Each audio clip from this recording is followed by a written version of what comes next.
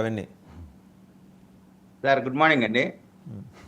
మీకు పెద్దలు కేఎస్ ప్రసాద్ గారికి, సోదరు నాగార్జున గారికి, రాజీవ్ గారికి అందరికి కూడా గుడ్ మార్నింగ్ అండి. సార్ మీ మీ ఈ ఈ రాజకీయ వ్యవస్థలో ఆల్ టైప్ ఆఫ్ కళాకారులు ఉంటారు. అన్ని కళల్లో ఇదొక కళ. ఆ కళాకారులకి నిత్య కళ్యాణం పచ్చదోరణం. ఎందుకంటే వాళ్ళకి పార్టీలతో సంబంధం ఉండదు. ఏ పార్టీ వస్తే ఆ పార్టీ, ఏ పార్టీ పోతే ఆ పార్టీ వ్యతిరేకులం మేము అని చెప్పి వాళ్ళకు ఉండేది ఒకటే, డబ్బులు సంపాదించడం. వాళ్ళకేమి రాజకీయ అప్లికేషన్స్ కానీ లేదు ఇంకోటి కానీ ఏముండదు. ఈ కాంట్రాక్టర్లు అనేవాళ్ళు ప్యూర్ మనీ ఇవ్వటం, మనీ సంపాదించుకోవటం. అది ఏ రాజకీయ పార్టీ ఉన్నా అవి జరుగుతూనే ఉంటాయి. ఎవరికి ఇప్పుడు సోదరు రాజీవ్ గారు చెప్పాడు, ఇప్పుడు క్యాడర్ పనిచేసేటువంటి క్యాడర్కి, ఇటువంటి కాంట్రాక్టర్లకి ఏ రాజకీయ పార్టీ అధికారంలోకి వస్తే ఆ రాజకీయ పార్టీలోకి రావడం అనేది అందరికీ వచ్చే ఆర్ట్ కాదు. అది ప్రత్యేకమైన కళ. ఆ కళ కొంతమందికి ఉంటుంది. రెండోది, తెలుగుదేశం పార్టీలో కూడా ఇంకొక వర్గం ఉంటుంది. తెలుగుదేశంలో కానీ వైసీపీలో కానీ ఏ రాజకీయ పార్టీ అయినా సరే మా పార్టీలోనే ఉంటారు. ఎదురు పార్టీ వాళ్ళకి పనిచేస్తూ ఉంటారు. ఎదురు పార్టీ వాళ్ళతో లైజనింగ్ చేసుకుంటారు. ఎందుకంటే ఈ పార్టీలో ఎట్లా ఇబ్బంది ఉండదు కదా. ఒకవేళ ఆ ప్రభుత్వం వస్తే ఆ ప్రభుత్వంలో నాయకులతో పని చేయించుకోవడానికి అక్కడ ఎక్కడ డాన్స్ చేసే బ్యాచ్ కూడా ఉంటారు. ఇక ఈ రాజకీయ వ్యవస్థ మీకు అలా అనిపిస్తుంది. నేనేమనుకుంటున్నా అంటే ఐకమత్యమే మహాబలం. దాన్ని వాళ్ళు బలంగా నమ్మారు. ఎక్కడున్నా సరే మనం పనులు చేసుకుందాం, వాళ్ళ దగ్గరికి వెళ్దాం, సాంబ్రాణి వెలిగిద్దాం, కాసేపు ఆ ధూపం అట్లా దువా చేసి ధూపం జల్లేస్తే పనులు అయిపోతాయి, పైసలు కూడా వెనకాల నుంచి వెళ్ళిపోతాయి. ఇంత బలంగా నడుస్తుంటే ఏమైపోయింది సార్? మీ రెడ్ బుక్ పలసపడిపోయిందా? పేజీలు చింపేస్తున్నారా? రెడ్ బుక్ పేజీలు చింపేస్తున్నారా అని అడుగుతున్నాను. రెండో భాగం మీరు వినట్లా. ఇప్పుడు ఈ టైప్ ఆఫ్ జనం ఒకళ్ళు ఉంటే, పీక కోసినా సరే తెలుగుదేశం పార్టీ నా ప్రాణం, తెలుగుదేశం కోసం నేను ప్రాణాలు అర్పిస్తాను, వేరే ఏ రాజకీయ పార్టీకి జయకొట్టనని ప్రాణాలు అర్పించేటువంటి కార్యకర్తలు ఉండేటువంటి పార్టీ కూడా మా పార్టీయే. ఇప్పుడు ఒక రాజకీయ పార్టీలో అందరూ ఉంటారు. అయితే ఈ విషపు ముక్కలు కొన్నే ఉంటాయి. ఆ కొన్నిటి కోసం అందరినీ ఒకే ఘాటిలో నేను కట్టట్లా, ఒకే గంట కట్టట్లా. మీరందరూ ఇలా ఆడియన్స్ గ్యాలరీలో కూర్చోటమేనా? ఏమన్నా ఎప్పుడైనా మీరు కూడా వెళ్ళి ఒకటి అరా పనులు చేయించుకోవటం ఏమన్నా ఉందా? సార్ మాకు అవసరమైతే మా నాయకత్వం పనిచేసి పెట్టింది. అందులో మాకేం ఇబ్బంది ఏం లేదు. కానీ ఇప్పుడు ఒకటి సార్, రెడ్ బుక్ అనేటువంటిది ఈ మధ్య మీ ట్రైనింగ్ సెంటర్ ఒంగోలులో తెలుగుదేశం పార్టీ ట్రైనింగ్ సెంటర్ ఉంటుంది కదా, ఇలా లౌక్యంగా మాట్లాడటం అక్కడ నేర్పిస్తారా సార్? ఏదండి?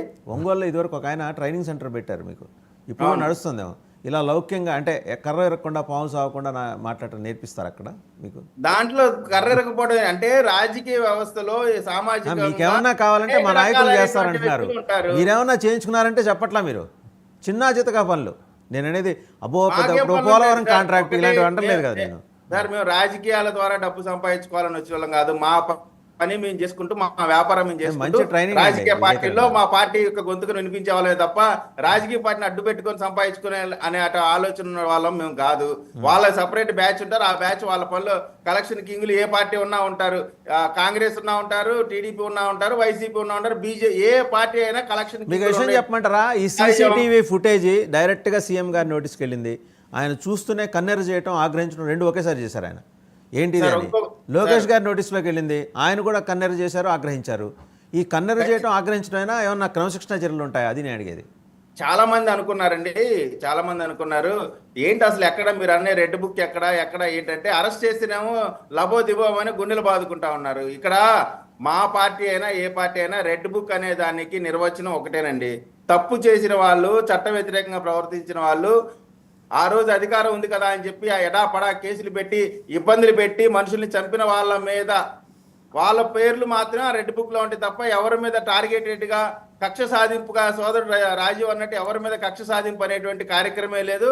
ఎవరైతే తప్పు చేశారో వాళ్ళపైన ఇంకా మీరు చూడండి, వాళ్ళ రజనీ గారు కానీ లేకపోతే నాని గారు కానీ వీళ్ళపైన ఎఫ్ఐఆర్ అయినప్పటికి కూడా వాళ్ళకి చట్టపరంగా అరెస్ట్ కాకుండా వాళ్ళకి బెయిల్ వచ్చే వరకు కూడా వ్యవస్థలన్నీ వెయిట్ చేసినాయి. ఎందుకంటే వాళ్ళు కూడా రాజకీయ పార్టీలో ప్రజాసేవలో ఉన్నటువంటి వాళ్ళు తప్పులు చేశారు. అయినప్పటికీ కూడా వాళ్ళకి అన్ని. నేను ఒకటి అడగనా అండి విజయ్ కిరణ్ గారు, పోసాని కృష్ణమురళిని ఒకే కేసు మీద కొన్ని వందల పోలీస్ స్టేషన్లో కేసులు పెట్టారు. మామూలుగా తిప్పలేని, మామూలుగా ఆడలా ఆయన్ని. దేశంలో ఉన్న పేకలన్నీ తీసుకొచ్చి ఒకేసారి మూట కట్టగట్టి ఆడారు ఆయనతోటి. చేబ్రోలు కిరణ్ 4 రోజుల్లో బెయిల్ వచ్చింది. ఎట్టొచ్చిందండి? సార్ మీరు మీ తెలుగుదేశం అయినా ఏ ప్రభుత్వం ఉన్నా ఇద్దరు ఒకే నేరం మీద అరెస్ట్ అయ్యింది. సార్, ఏది? ఒకటి, దుర్భాషలు ముద్దాయిల్ని ఆడటం. తీసుకెళ్లి ఇద్దరు సార్, ఒకే నేరం మీద. సార్ ముద్దాయిల్ని తీసుకెళ్లి చట్టం ముందు నిలబెట్టడం వరకే ప్రభుత్వాల పని. ఆ తర్వాత జ్యుడిషియల్ చేతిలోకి వెళ్ళిపోతుంది. అది జ్యుడిషియల్ వ్యవస్థ బెయిల్ ఇవ్వటమా ఇవ్వకపోవటం అనేది జ్యుడిషియల్ వ్యవస్థకి సరే, సంబంధించిన వాళ్ళ సంగతి ఎందుకులేండి, కానీ ఈ కాంట్రాక్టుల సంగతి ఏంటి అంటే వాళ్ళు ఎట్లా దూరారు మీ పేషీల్లోకి, అదొక్కటి చెప్పండి, ఆ రహస్యం చెప్పండి. మిగిలిన రాష్ట్రాలకు ఆదర్శంగా ఉంటారు కదా మీరు.